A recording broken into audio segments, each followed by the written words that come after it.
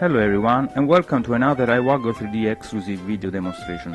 This time I'm gonna give you a little overview of Flight Control HD by Firemint, a game which has sold millions of copies on touchscreen equipped portable devices and which is coming to PS3 via the PlayStation Store on September 15 with 1080p graphics running at 60 frames per second and stereoscopic 3D mode support. Of course, the game also supports the PlayStation Move to control the on-screen pointer. As you can see, you can move the pointer around by both tilting the controller or moving it like a brush. Responsiveness and accuracy are perfect, and calibration process just asks to point the device to the screen and press the move or the trigger button. In the level selection interface, you can jump between stages by simply using the pointer and pressing either the move or the trigger button, and you can also scroll through the list by holding the trigger button. Hopefully Sony is taking notes here, because this is exactly how the cross-media bar navigation should work. No need to redo the interface, just add the cursor to it and you are done, Sony. Okay, let's take a look at the game. The whole point of Flight Control HD is to help planes land on their designated landing zones of the same color.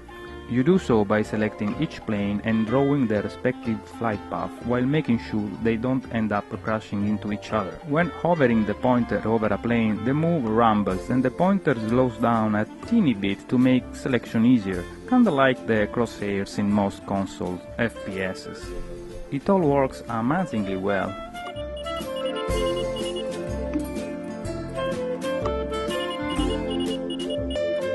Some stages have different properties to them, so to speak. In this one, for example, wind direction changes randomly, causing runaways facing the same direction to become inactive. Oh, I should also mention that up to 3 other people can join a game in progress at any time, using a PlayStation Move, a DualShock 3 or even a navigation controller. Cleverly, in fact, the game allows to draw lines with the L1 or L2 buttons as well as X, which means it can be played with the left half of the DualShock 3, which is what the navigation controller actually is. Some stages also feature a military carrier which appears to be still, but it actually rotates slowly clockwise, meaning Runaway's orientation changes accordingly.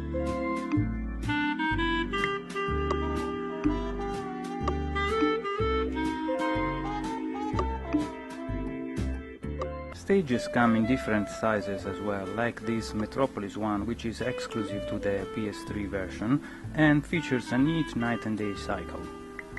At night, position lights turn on the planes, which allow to identify them in the darkness.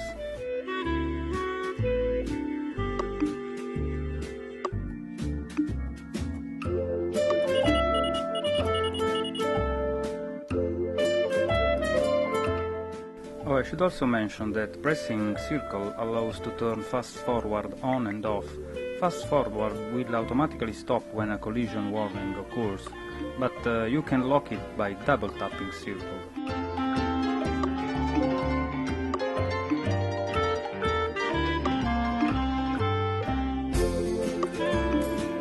One cool thing to point out is that whenever something hides the sphere to the PlayStation Eye, controls keep working fine for about 4 seconds before being warned that the sphere is out of view. That's enough time to kick a dog or a family member out of the way without losing control of the game. The only issue I have with the game is about the collision warnings. They are actually proximity warnings, which means you can waste precious milliseconds in busy situations by simply figuring out where your intervention is actually needed. A different warning for actual impending collision would have been welcome, but that's really a little annoyance that doesn't affect the overall enjoyment of this little gem. Thanks for watching and arrivederci!